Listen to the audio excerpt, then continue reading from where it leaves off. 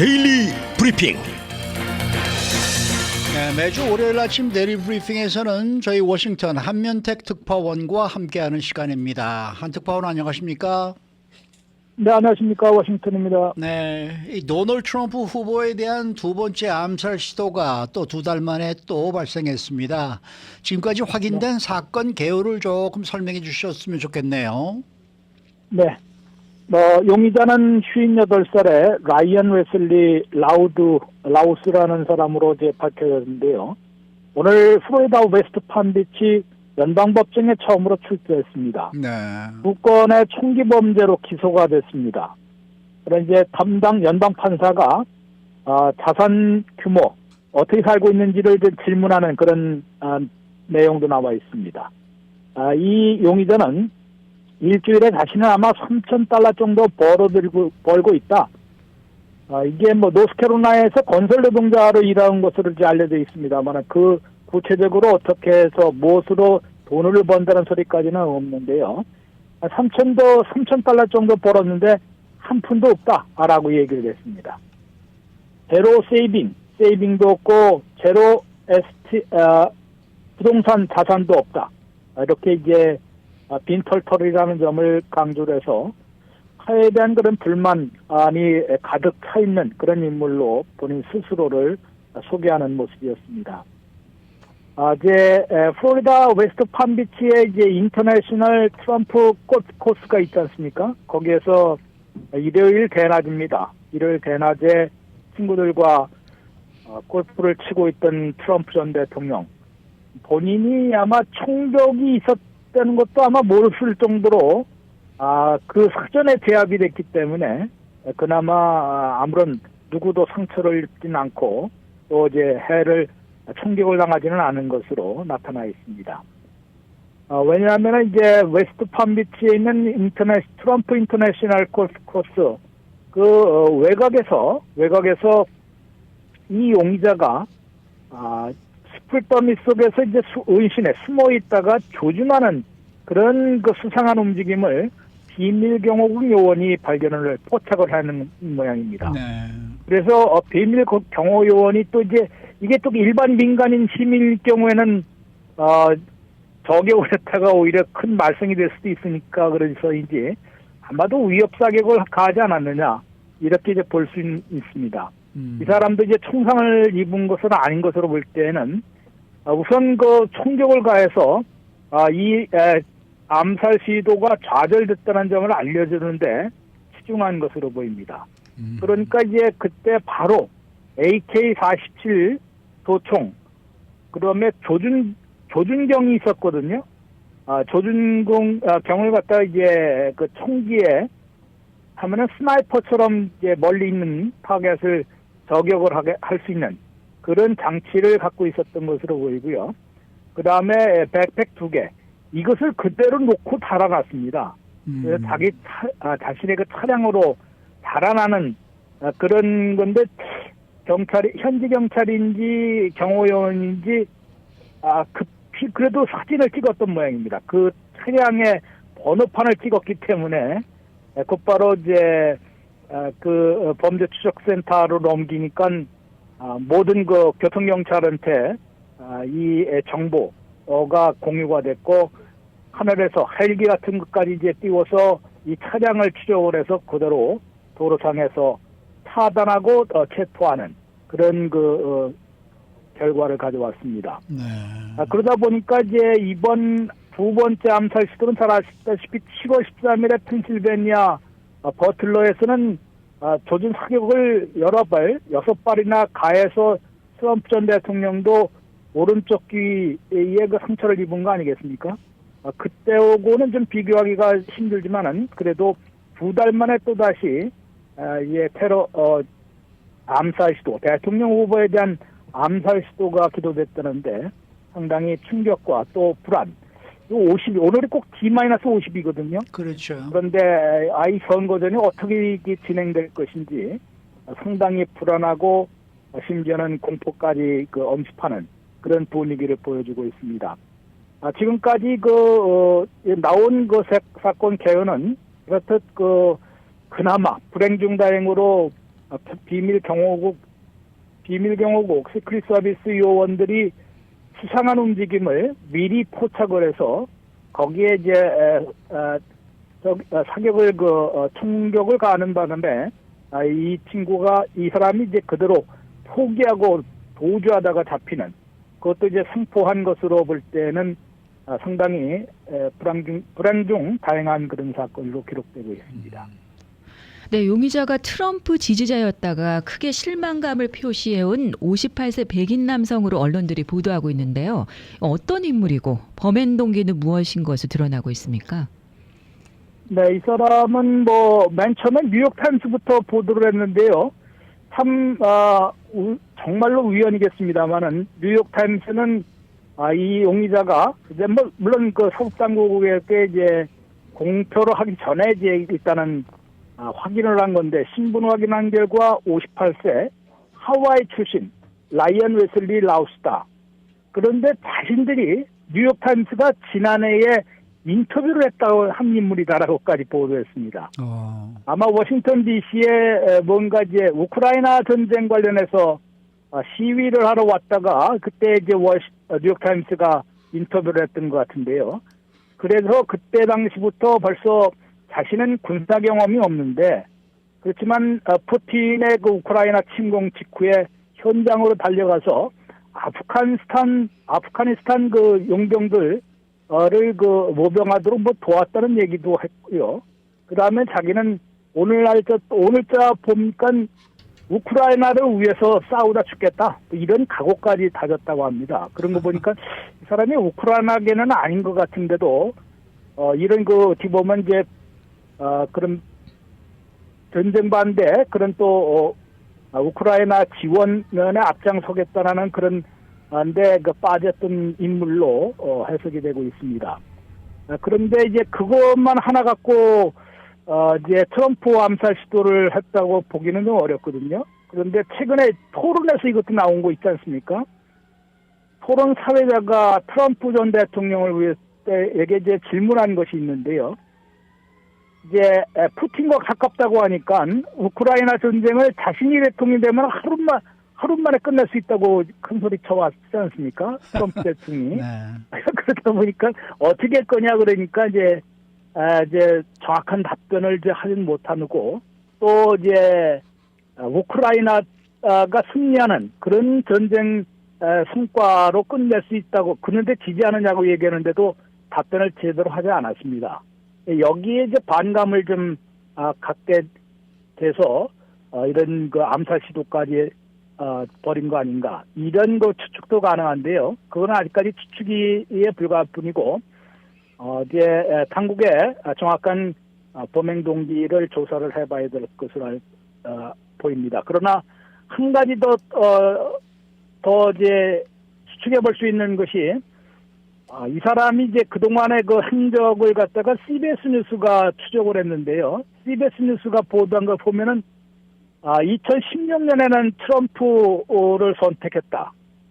그런데 대통령 트럼프를 보니까 너무 악화시키고 오히려 후퇴시켰다. 크게 실망했다라고 얘기를 했다고 합니다. 그것을 트위터의 옛 트위터인 X에 이제 그런 글을 갖다 게시하는 것으로 CBS 뉴스가 포착을 해냈습니다. 그러다 보니까 그때부터 이제 트럼프 반감을 표시를 해왔고, 그 다음에 트럼프가 사라졌으면 기뻐하게 될 것이다라고 얘기까지 한 것을 볼 때는 그때도 암살 시도까지 염두에 두고는 그런 범행 동기가 거기에 있지 않겠느냐라는 추측이 가능합니다. 그렇지만 이제 그러다 보니까 이제 크게 실망했다고 얘기를 하고, 올해 대선전에서는 경선에서는 또 민주당 쪽에 가서 투표를 한 모양입니다. 이러다 보니까 이게 정치 성향에 따라서 완전히 이제 범행을 했다고 보기에는 좀 어렵고요. 개인적인 그런 트럼프 반감에 따른 암살 시도 아니냐, 이런 현상이 그렇게 이제 밝혀지고 있지만은 이것도 어디까지나 이제 정밀 수사가 필요한 부분으로 해석이 되고 있습니다. 네. 사실 2달 전에 이 트럼프 후보가 암살 당할 뻔했을 때는 누구든지 얘기할 때 야 이제 끝났다 이렇게들 얘기를 했었거든요. 트럼프가 이제 분명히 뭐 이 승리를 할 것이다 이제 이런 생각을 했었는데 뭐 바이든 대통령이 물러나고 해리스 후보가 올라서면서 또 판세가 좀 바뀌기도 했고 어떻게 보십니까? 이번 암살 시도, 2차 암살 시도로 이 대선 전에 뭐 어떤 새로운 여파를 미칠 수 있다고 보십니까? 어떻게 생각하십니까? 네, 트럼프 측에서는 즉각 움직이고 있습니다. 그런 쪽으로 분위기를 반전시키고 또 뭔가 큰 효과를 얻어내기 위해서 이제 움직이기 시작했다는데요. 첫 번째는 뭐 공개적으로는 후보의 안전이 최우선이다라고 강조하고 있습니다. 조작하고 그럴 여지 있는 건 아니다. 이런 점을 부각시키는 것이죠. 그러나 이제 곧바로 어제 트럼프 I am 도널드 트럼프라고 이제 이메일 캠페인 스태프들에게 보낸 그런 이메일이 있는데 Not fear라는 그런 제목으로 돼 있고요. 트럼프 나는 안전하고 괜찮다. 이 세상에는 우리가 무엇을 하든지 막으려는 그런 사람들이 있다. 그렇지만 나는 이러한 여러분들을 위한 투쟁을 멈추지 않을 것이다. 여기까지 보낸 것까지는 좋은데요. 여기 눌러보면 전부 선거자금 모금 링크로 연결이 됐다고 합니다. 그러니까 분명히 트럼프 측에서는 이것을 놓고 지지층 결집은 물론이고 이것도 선거자금 모금으로 곧바로 활용하려는 그런 전략을 분명히 구사를 하고 있습니다. 근데 1차 때와는 달리 좀 많이 조용하게 추진하고 있다고 하는 것으로 워싱턴 포스트 등비 언론들은 보도를 하고 있는데요. 그만큼 1차 때는 누가 봐도 뭐 어떻게 보면 이제 총알에 직접 맞은 것도 있고 이건 뭐 조작의 그런 의심을 살 수 있는 상황은 아니었지 않습니까? 네. 그다음에 또 첫 번째의 양태도 다르지만은 첫 번째와 두 번째 어제 또 바로 두 번째 시도가 있다고 하니까 이건 뭐 또 분위기 반전을 노린 자작극 아니냐 뭐 이런 소리까지 벌써 나오고 있거든요. 네. 벌써 민주당 진영 측에서 반 트럼프 측에서는 조작의 냄새가 난다 이런 스테이지라는 어느 단어까지 나오고 있다고 합니다. 이러다 보니까 어느 쪽도 이런 목숨을 내걸고 그런 이제 암살 시도에 이걸 다루면서 너무 지나치게 움직였다가는 상당히 역풍을 받을 수 있거든요. 그러니까 이제 트럼프 쪽도 비교적 1차 때와는 달리 좀 조용하게 그 다음에 그래도 지지층을 결집하고 그 다음에 선거 자금을 더 모금해서 분위기를 반전시키려는 그런 전략을 곧바로 착수한 것으로 해석이 됩니다. 또 한 가지는 분명히 트럼프 쪽에서는 벌써 큰 효과를 보고 있습니다. 그 얘기가 바로 이번 사건 직전까지 트럼프 전 대통령이 토론 실패 본인은 물론 뭐 인정하지 않았습니다만 토론 실패에서 특히 이민자 혐오 발언 그 다음에 지나친 음모론에 빠졌다 이런 소리까지 들으면서 상당히 좀 수수에 몰리는 형국이었거든요. 그것을 당분간 조금 피해갈 수 있는 그런 분위기가 된 거 아닌가. 이런 쪽에서 보면은 뭐 상당히 분위기 반전의 기회를 잡을 수 있을 것으로도 해석이 됩니다만은 반대로 또 해리스 측에서는 이러한 기세를 꺾이지 않기 위해서는 어떻게 해서든지 또 총력전을 펼 것이 분명하기 때문에 어느 쪽으로 또 승세가 기울지는 아직 뭐 속단하기가 좀 어려운 상황으로 보입니다. 그러나 분명한 것은 1차 때와는 양태도 좀 다르고 또 양 진영이 또 선거가 이거 50일밖에 남지 않았는데 무리설 뒀다가는 더 큰 정말로 그 판세를 망칠 수가 있거든요. 그러다 보니까 좀 조심스럽게 살얼음판을 걷는 그런 전략으로 이제 승부를 하지 않을까. 이렇게 예측이 되고 있어서 어느 쪽으로 또 유리하게 작용을 할지는 속단하기가 좀 어려운 것으로 보입니다. 네. 다만 이제 지금 이런 것이 1차 때는 정말로 말씀하신 대로 게임이 끝난 것으로 봤는데 이 선거전에서는 어떤 변수가 어떻게 튀어나올지 모르는 것이거든요. 그러다 보니까 정말로 유권자 마음을 잡을 수 있는 그런 승부를 이제 펼쳐야 될 것으로 보이는데 네. 지금 현재로서는 뭐 그런 점에서는 트럼프 전 대통령이 그렇게 유리한 무기를 많이 갖고 있지는 않은 것으로 보입니다. 네. 그렇기 때문에 이제 이런 분위기 반전을 시도를 할 것이지만은 여기에 또 이미 이제 우편 투표나 또 이 조기 투표까지 이미 시작되는 그런 상황이거든요. 네, 네. 이런 데서 이제 얼마나 그 효과를 거둘 수 있을지는 미지수로 보입니다. 네, 네.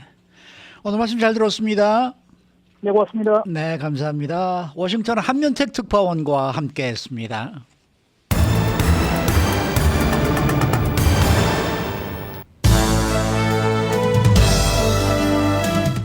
인사이드 아메리카. 예, 미국 내 각 산업에 대한 견해를 알아보는 조사를 시작한 이후에 처음으로 미국인들이 그로서리 업계에 대해서 긍정적인 의견보다는 부정적인 의견을 더 많이 갖고 있는 것으로 나타났습니다. 또 요식업에 대한 호감도는 역대 거의 최저 수준으로 조사가 됐습니다. LA 다저스의 쇼헤이 오타니 선수의 인기는 단순한 야구 스타를 넘어서 지역 관광 산업에도 활기를 불어넣고 있다는 소식입니다. 또 그런가 하면은 베이비 부머 세대들의 자녀들이 이 아이들을 잘 낳지 않으면서 할머니, 할아버지가 된 사람들이 적어지고 있습니다. 그러자 일부에서는 위탁 조부모로서 그 적적함을 달래고 있다라는 소식이 들어오고 있습니다. 박현경 기자. 네, 안녕하십니까. 미국에서 이 그로서리나 요식업에 대한 미국인들의 인식에 큰 변화가 생겨난 것으로 지금 나오고 있네요. 네, 갤럽이 지난 2001년부터 각 산업별로 미국인들은 긍정적인지 아니면 부정적인지 그렇게 알아본 여론조사를 매년 실시해 왔습니다. 소매업, 그로서리, 레스토랑, 항공사, 은행, 교육, 영화, 제약, 자동차, 인터넷, 부동산, 스포츠, 그리고 헬스케어 등이 그 조사 대상이었고요.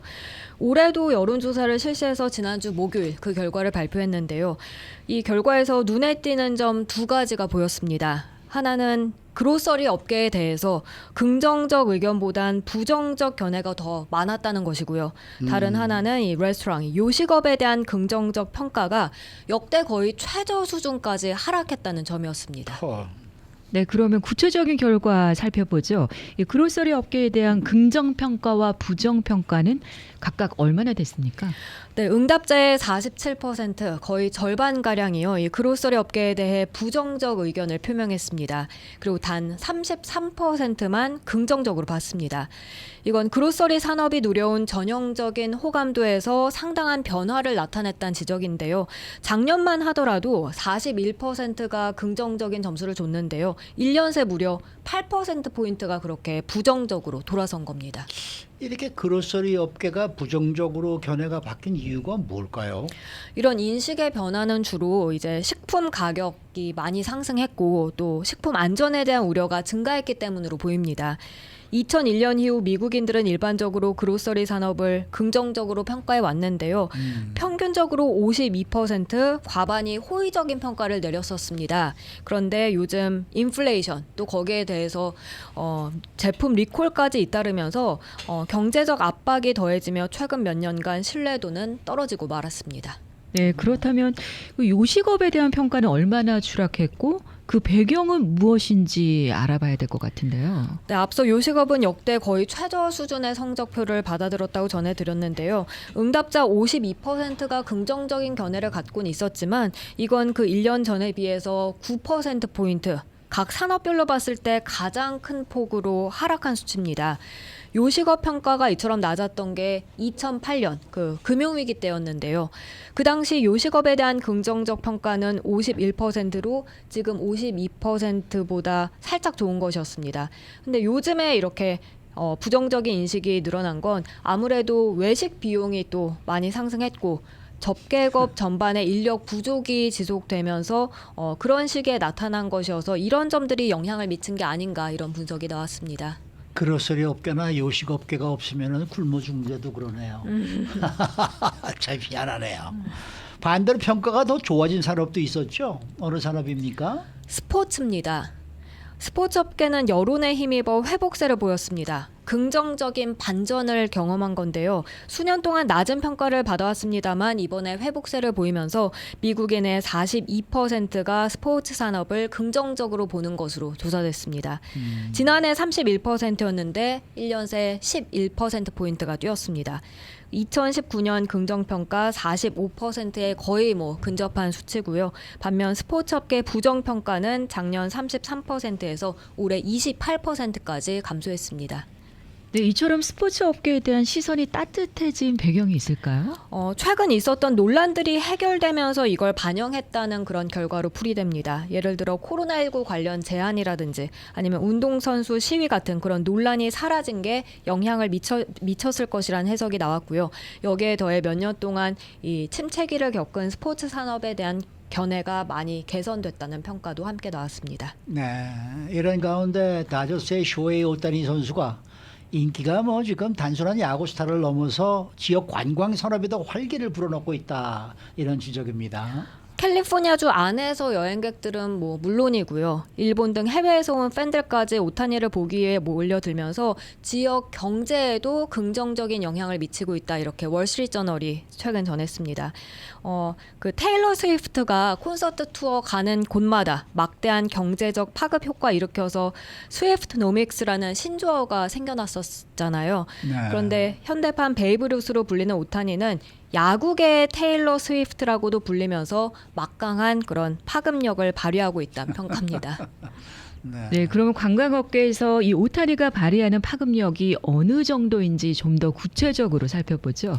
네, 여러 일본 여행사들은 다저스 경기를 포함한 패키지 상품을 판매하고 있고요. 그렇게 다저스 경기장 인근의 옴니 LA 호텔은 올 여름 동안 일본인 관광객 예약이 30%나 증가했다고 합니다.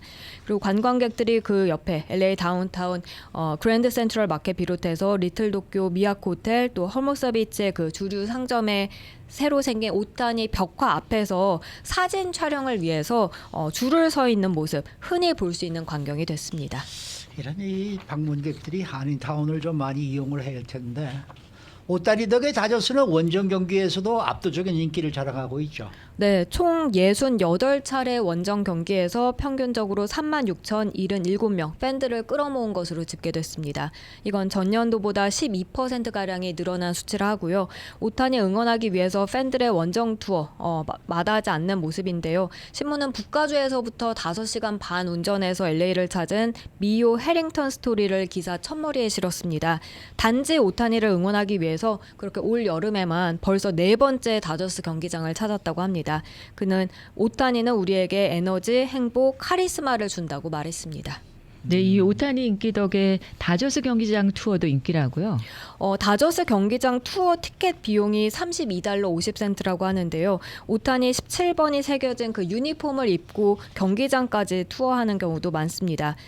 투어 가이드들은 오타니에 관한 질문을 많이 받는다고 했습니다. 예를 들어 오타니가 마시는 커피 종류가 뭐냐, 이런 정말 온갖 종류의 질문을 받는다고 하네요. 네, 생각나네요. 옛날에 박찬호 선수가 왔을 때도 한국에서도 이제 박찬호 선수 경기를 보러 많이들 왔었는데, 그때 우리가 이제 다저스 중계를 하고 있으니까 항상 물어보는 게 그런 얘기였어요. 박찬호 선수는 뭐를 좋아합니까? 박찬호 선수는 어떤 이 옷을 잘 입습니까? 저희가 알 게 뭐가 있습니까? 그 사람이 나한테 그런 걸 가르쳐 준 적도 없고, 항상 거짓말이죠. 뭔가 팬심에 의해서는 그 사람이랑 약간의 공통점을 찾기 위해서 그 사람이 했던 거, 입었던 거, 먹었던 걸 다 이렇게 해보는 거를 성지순례 이런 표현까지 쓰더라고요. 네. 그래도 박찬호 선수가 이 다저스에 있을 때는 이 LA 한인 사회가 상당히 들썩들썩했었는데 말이에요. 네. 매주 그 선수가 던지면은 한 5천 명의 한인들이 가서 매 경기를 이제 보기도 했고, 그 당시에 한국에서 오는 선수들은 좀 나중에 왔었죠. 초기는 없었어요. 그러다 나중에 좀 많이 들어오기도 시작을 했었는데, 참 옛날 얘기가 됐네요, 벌써. 자, 마지막 소식입니다. 이 베이비 부모 세대 가운데 손주를 돌보는 할머니, 할아버지들이 그렇게 없다고요? 네, 한 대학 조사 결과 지난해 50살에서 90살 사이에 약 절반 정도만이 손주를 본 것으로 나타났습니다. 이건 2018년 57%보다 꽤 감소한 수치입니다. 태어나는 아이 수가 줄어들면서 자연스레 조부모가 되는 그 숫자도 줄어들게 된 건데요. 작년에 미국의 합계 출산율 1.62명으로 역대 최저치를 기록했죠. 베이비 부머 세대의 자녀 세대가 혼인 연령대가 됐지만 결혼을 하지 않거나 결혼을 했더라도 아이를 낳지 않으면서 노년층의 삶도 다른 양상을 띠게 됐습니다. 네, 미국도 이 출산율이 상당히 낮네요. 이 베이비 부머 세대에서 이런 상황 때문에 요즘 손주를 가진 친구는 부러움의 대상이라고요. 네, 그렇습니다. 이 캘리포니아주에 거주하는 74살 한 여성은 얼마 전에 이제 딸이 임신한 자신의 친구와 함께 아기옷 쇼핑을 가게 됐는데 참 부러웠다고 신문에 월스트리트저널에 말했습니다. 그렇게 베이비 부머 세대 대부분은 손주를 보지 못하는 상황에 불만을 갖고 있는데요. 그렇다 보니 조부모가 되고 싶은 할머니, 할아버지들 사이에선 위탁 조부모 봉사가 곽광받고 있습니다. 위탁 조부모는 55살 이상 자원봉사자와 장애아동, 저소득층 자녀 등 도움이 필요한 아이들을 연결해주는 그런 봉사활동인데요. 활동비는 시간당 $3 정도 지급된다고 합니다. 그렇지만 혜택, 급여랑은 무관하게 아이와 함께하는 그런 보람을 느끼기 위해서 지원하는 노년층 최근 많아졌다고 합니다. 아, 이건 봉사활동이네요. 돈을 받고 하는 봉사활동. 네, 지금 한 25,000명 정도 자원봉사자들이 그렇게 활동하고 있습니다. 돈을 받고 하는 건 할만하겠죠. 근데 이제 자기 손주, 손자들은 공짜로 해줘야 되니까 와서 반갑고 가면은 더 반가운 그런 사이가 되고 말이죠. 네. 수고 많으셨습니다. 감사합니다. 박현경 기자였습니다.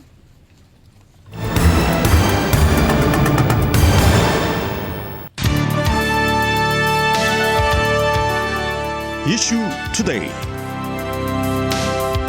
네, 오늘은 노년내과 전문의 임영빈 박사와 함께하는 날입니다. 임 박사님 안녕하십니까? 네, 안녕하세요. 네. 영민학과입니다. 자, 오늘은 이 물리치료 제대로 하기라는 제목으로 이야기를 준비를 해주셨는데 우리 임 박사님은 스탠포드 다니실 때 물리치료에 대해서 좀 어느 정도 이 공부를 많이 하셨다면서요? 제가 그 전까지 이제 UCLA에서 내과 과정을 했을 때는요, 네. 솔직히 UCLA 내과가 그 약한 프로그램은 아니에요. 많이 이제 중환자실에서 환자들 죽어가는 분들, 돌아가시는 분들 살리고, 좀 어려운 것들 많이 이제 돌봤는데요. 네. 근데 딱 이제 스탠포드 노년내과 프로그램에 들어가서 지도 교수님이 저한테 딱 말씀하시기를, 저스틴, 물리치료 이제 리포트 한번 보여주는데, 자, 이거 분석해봐. 딱 이렇게 말씀하시는데, 솔직히 one person assist, max assist 이런 등의 용어들을 이제 분석하는 것을 좀 어려워했습니다. 왜냐면은 저희들은 의사들은 흔히 생각하는 게요, 물리치료는 이제 수술하기 전에, 아니면 주사 맞기 전에 하는 거, 그리고 물리치료사들이 이제 다 비슷하게 똑같이 치료가 진료를 한다. 그렇게 생각을 하기 때문에요. 그냥 물리치료 해보고 그냥 안 되면은 그만이지 이렇게 되더라고요. 근데 그게 아니라 이 물리치료사 분의 능력을 판단할 수 있을 정도로 의사들이 봐줘야 되거든요. 네. 근데 그거는 몰랐어요. 그래서 이제 그 지도 교수님께서 저에게 이제 한 달 동안 잘하는 물리치료사한테 딱 붙여줘가지고요. 고개 숙이고 이제 잘 배운 기억이 있습니다. 그러고 나서는 이제 본인이 제가 이제 스스로 이제 이 관절이 아프면은 관절을 쓰는 근육은 이 quadriceps, hamstring 머슬들이구나 이런 근육들에 대해서 조금 더 관심을 더 갖게 됐고요. 그 후에 제 자신이 퍼스널 트레이닝 또 친구 이제 카이로팩터들, 피지컬 테라피스트들 친구들 이렇게 만나서 얘기도 하면서 질문도 물으면서 본인이 직접 이제 운동을 하고 있으니까 이제는 제 환자분들을 물리치료를 제가 직접 지도를 하고 물리치료사 선생님들이 대신 물리치료를 해주시는 것에 대해서 제가 평가도 하고 지금은 이 물리치료보다는 다른 물리치료가 좋겠네요. 적합한 거를 좀 알려드리기도 합니다. 예. 네, 가끔 이 물리치료를 받으시는 분들 보면은 별로 효과가 없던데 뭐 이런 식으로 얘기하시는 분들 계시거든요. 네. 좀 같은 동작만 하는 것 같아서 이게 효과가 나는 건지 안 나는 건지 내 몸조차 내가 못 느끼겠다는 거죠. 답답해하는 경우들이 있습니다. 그거에 대한 어떤 네. 설명이 있을 수 있을까요? 네, 맞아요. 이제 그 물리치료를 받으러 가세요. 그러면 한숨 푹 쉬면서 또 물리치료야 이런 분들 많으시고 예전에 해봤어요. 뭐 해봤자 효과 없다고 그렇게 말씀하시는데요. 근데 왜냐면은 이제 예를 들어서 수학을 배우기에도 덧셈 뺄셈을 먼저 배우기 시작을 하면서 다른 과정들이 있는 것처럼 처음에 초기 단계에 받아야 되는 물리치료가 있습니다. 근데 거기를 이제 이겨 넘으셔야 되는데 못 넘으시고 그냥 그 정도 이 정도면 내가 그냥 집에서 해도 되지 뭐 이러면서 그냥 그만도 안 치는 거예요. 그거는 이제 물리치료사와 환자와의 미스커뮤니케이션 때문에 그래요. 좋은 물리치료사 선생님들은요, 지금 하는 이 운동들은요, 초기 단계입니다. 아주 기초 단계입니다. 그리고 점차 다음 스텝은 이런 쪽으로 운동을 할 거고요. 다음 스텝은 이런 쪽으로 운동을 할 거예요. 라면서 말이 많아야 돼요. 물리치료사는 말이 많아야 돼요. 그래서 환자들을 자꾸 가이드를 하면서 커뮤니케이션이 또렷해가지고 환자가 정확하게 나의 목표는 무엇인지를 이해를 하도록 해줘야 됩니다. 아니 근데 우선 근본적으로 말입니다, 박사님. 이 지금 말씀하시는 물리치료사 얘기는 지금 피지컬 테라피입니까? 아니면 카이로프랙터 얘기입니까? 피지컬 테라피스트입니다. 물리치료사는. 네, 카이로프랙터 선생님들도 굉장히 좋고요. 근데 그분들은 이제 일반 메디케어, 메디칼 프로그램에서 잘 커버가 되지 않기 때문에 조금 어렵지만은 그래도 그분들이 하시는 치료도 굉장히 좋고 중요합니다. 근데 뭐 물리치료 가면은 마사지만 받고 나온다는 사람들이 많더라고요. 네, 맞아요. 가시면 뭐 하셨어요? 그러면은 마사지 받고 왔어요. 그러세요. 근데 이게 마사지를 물리치료사가 해주는 이유는요. 이제 근육을 운동을 시켜야 되는데 근육이 이제 뭉쳐 있잖아요. 그러면 일단 그 뭉쳐 있는 근육 갖다가 운동을 하라고 그래요? 그렇게 할 수는 없으니까 이제 마사지를 해주는 거죠. 그래서 이제 풀고 이제 다음 세션에서 운동을 더 해야 되는데 이제 또 다시 안 좋은 자세로 있으니까 그냥 또 마사지 근육을 풀어주는 그 단계에만 있다가 이제 끝나는 거예요. 그래서 마사지만 받고 나오면 안 되시고요. 이제 만약에 내가 자꾸 이렇게 근육이 빨리 뭉치는 것 같다 그러면은 선생님 제가 집에서 어떻게 하면은 이 근육 뭉친 거를 제 스스로 풀고 올 수 있을까요? 왜냐면 진도가 나가야 되거든요. 제 근육이 다 풀린 상태로 와서 이제 물리치료사와 함께 운동을 시작을 해야지만 이제 내가 고통증에 있는 관절염에서 벗어날 수가 있는 거죠. 네, 말씀하셨던 거를 정리를 해보자면은 기본적인 그런 물리치료, 그 기본 동작, 뭐 환자분 입장에서는 지루할 수 있지만 그 기본적인 동작을 넣은 그런 기본적 매번 같다라고도 할 수 있는 그런 동작들 물리치료를 하고 나서 그 다음에 또 어떤 분들은 간혹 그런 분들이 있으세요. 내 몸이 아파야지만 뭔가 치료를 받은 것 같은 그런 느낌이 든다라고 하는 분들이 있는데 이 마사지를 한 것 같은 그런 부드러운 그런 치료도 이 충분한 어떤 그 기본 과정에 있다라고 말씀드릴 수 있겠습니다. 그런데 네. 집으로 오는 물리치료사도 있던데요. 이 방법이 제일 좋나요? 물리치료는 이제 여러분들 잘 아시다시피 집에서도 받을 수 있고 물리치료 센터 가서도 받으실 수가 있고 양로병원 들어가서 받을 수 있고요. 아니면은 재활병동까지 입원해가지고 물리치료 받을 수가 있는데요. 집에서 받는 물리치료를 좀 많이 선호하세요. 이제 내가 시간을 내서 가야 되는 건 아니기 때문에 내 스케줄에 맞춰주니까 또 편하시고 차편도 어려우신 분들도 계셔서. 하지만 보시면은 물리치료사들이 이제 물리치료 센터에 있는 이런 모든 도구들을 갖고 올 수가 없잖아요. 그냥 휴대용만 갖고 올 수가 있어요. 그렇다 보면은 치료가 아주 미니멀한 정도밖에 들어가지가 않고요. 그리고 이제 그 선생님들도 열심히 하시기는 하지만 또 이제 그냥 살짝 건성건성 하시는 분들도 계시고, 그러니 언제나 이제 집에서 받는 물리치료보다는 이제 물리치료 센터까지 가셔서 받으시는 거가 가장 좋습니다. 이 물리치료사가 되기가 어렵습니까? 네, 열심히 공부하셔야 되고요. 이제 학부 끝나고 이제 또 4년으로 기억해요. 3년에서 4년 동안 이제 물리치료 자격증을 공부를 하셔야 되는데, 그거 이제는 예전엔 석사 과정이었는데 이제는 박사 과정으로 바뀌어가지고요. 조금 더 어려워졌습니다. 그래도 그만큼 요새 한인타운에서요, 물리치료사 선생님들, 젊은 선생님들 많이 나오시고요.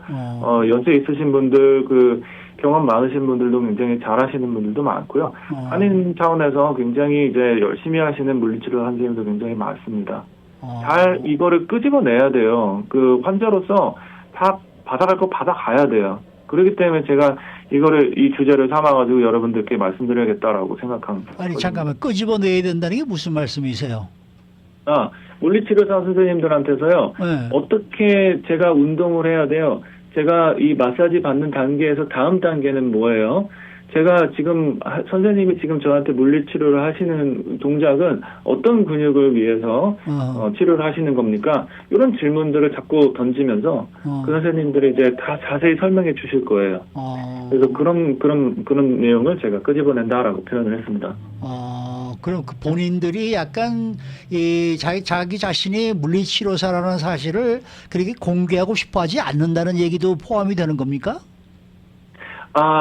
그런 건 아니고요. 그런 건 그냥 아니고. 물리치료 세션 중에서 이제 왜냐면은 대부분은 이제 물리치료 선생님이 이런 동작 따라하세요. 그러면은 옆에서 그냥 한 번, 두 번, 세 번 이렇게 카운트만 하시는 분들도 계셔서 그런 게 아니라 이제 조금 더 질문을 하셔도 된다고요. 지금 여기 잠깐 좀 찾아보니까 물리치료사의 연봉이 상당히 높네요. 다 10만 달러 이상씩이네요. 네. 좋아요. 좋은 직업이에요. 많은 젊은이들 꼭 의사, 변호사 이런 것만 하는 게 아니라요. 물리치료도 너무 좋고 작업치료사도 좋고 언어치료사도 좋고요. 네. 저희 의사들이 치료하는데 꼭 필요한 이제 팀 중에 하나가 물리치료예요.